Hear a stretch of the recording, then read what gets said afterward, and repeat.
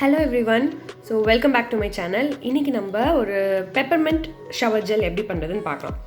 So இது actually என்ன அப்படின்னா ஒரு body wash gel type body wash. So அதுக்காக தான் ஷவர் ஜெல்லுன்னு பேர் வைக்கிறாங்க. ஸோ இதுக்கு வந்து அந்த ஜெல்லிங் ஏஜென்ட்டாக நம்ம வந்து ஜாந்தம் கம் யூஸ் பண்ணுறோம். ஜாந்தம் கம் வந்து ஃபுட்டில் கூட யூஸ் பண்ணுவாங்க. ஸோ அதனால அது சேஃபான இன்க்ரீடியன்ட் தான், டோன்ட் வரி. ஸோ இந்த ஜாந்தம்ங்க வந்து டைரெக்டாக வந்து நம்ம தண்ணியில் ஆட் பண்ணோம் அப்படின்னா இது கரையாது.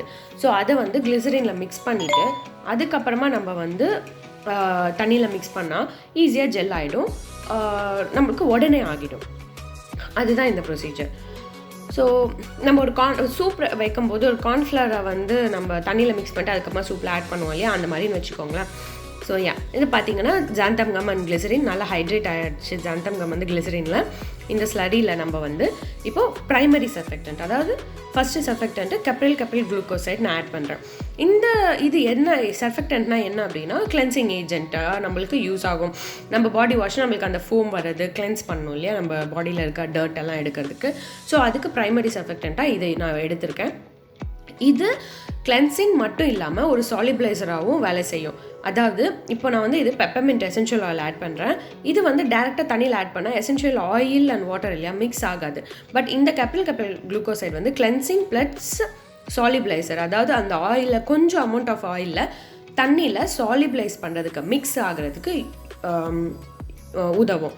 ஸோ அதுக்காக கப்ரில் குளுக்கோசைடும் நம்ம ஆயில் ஒரு ஷவர் ஜெல்லில் ஒரு ஆயில் வந்து நம்ம ஆட் பண்ணுறோம் அப்படின்னா இந்த சர்ஃபெக்டன்ட் வந்து கொஞ்சம் நல்லா பெஸ்ட்டாக இருக்கும். ஸோ பார்த்திங்க அப்படின்னா இப்போது எசென்ஷியல் ஆயில் வந்து நல்லா மிக்ஸ் ஆகிடுச்சு. நெக்ஸ்ட்டு வந்து நான் செகண்டரி சர்ஃபெக்டன்ட் ஆட் பண்ணுறேன். இது வந்து CAPP. இந்த CAPP வந்து ஒரு ரொம்ப எப்படி சொல்கிறது, எல்லாத்தோட கிடையாது, நிறைய ப்ரைமரி சர்ஃபெக்டண்ட்டோட கம்பேட்டபிளாக இருக்கும். போக போக நான் உங்களுக்கு இதை பற்றி நான் சொல்கிறேன். லாஸ்ட்டில் உங்களுக்கு இது எப்படி இந்த சர்ஃபெக்டண்ட்லாம் எப்படி வந்து சூஸ் பண்ணுறதுன்ற விஷயத்தை நான் உங்களுக்கு எப்படி பண்ணணும் அப்படின்றத பற்றி நான் சொல்கிறேன். ஸோ அப்போ primary surfactant secondary surfactant add பண்ணிட்டோம். நான் இப்போ வந்து பெப்பர்மிண்ட் எசென்ஷியல் ஆயில் அப்படின்றனால கொஞ்சம் க்ரீன் கலர் ஒரு பிஞ்சை ஆட் பண்ணிக்கிறேன். இது வந்து ஆப்ஷனல் தான், உங்களுக்கு வேணும்னா ஆட் பண்ணிக்கலாம், இல்லைன்னா தேவையில்லை. பட் ஒரு ப்ராடக்ட் வந்து கலர் நல்லா இருந்துச்சுன்னா பார்க்க அப்பீலிங்காக இருக்கும், அது யூஸ் பண்ணணும் அப்படின்ற ஒரு வாங்கணும் அப்படின்ற ஒரு ஆசை வரும். ஸோ அதனால தான்.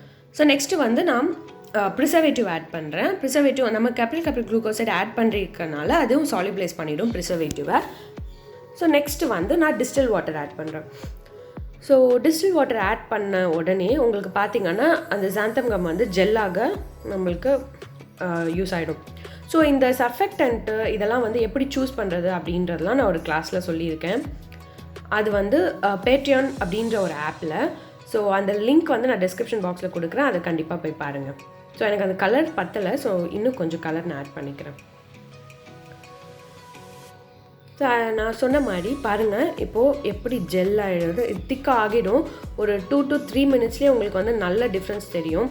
உங்களுக்கு வந்து இந்த ஜெல் இந்த விட இன்னும் திக்காக வேணும் அப்படின்னா ஜாந்தம் கம்மோட பர்சன்டேஜை வந்து நீங்கள் இன்னும் இன்க்ரீஸ் பண்ணிக்கலாம். நான் வந்து 2% ஆட் பண்ணியிருக்கேன், நீங்கள் ஒரு 3% ஆட் பண்ணிங்கன்னா இன்னும் ஜெல் வந்து திக்காக இருக்கும். ஸோ அவ்வளோதான். இதுக்கு வந்து நம்ம pH செக் பண்ணலாம். ஸோ இப்போ வந்து ஒரு பாடி வாஷோட pH வந்து 4.5 to 5.5 இருக்கணும். இது பார்த்திங்க அப்படின்னா ஆல்மோஸ்ட் 10 கிட்டே இருக்குது. நான் உங்களுக்கு வந்து pH ஸ்டிப்பில் காட்டுறேன் பாருங்கள். இது வந்து 4.5 to 5.5 இல்லை, ஒரு 10 கிட்டே இருக்குது.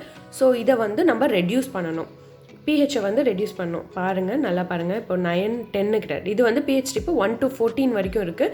ஸோ நம்ம இப்போ ரெடியூஸ் பண்ணலாம். இது வந்து pH பஃபர் சொல்யூஷன் நான் ரெடி பண்ணியிருக்கேன்.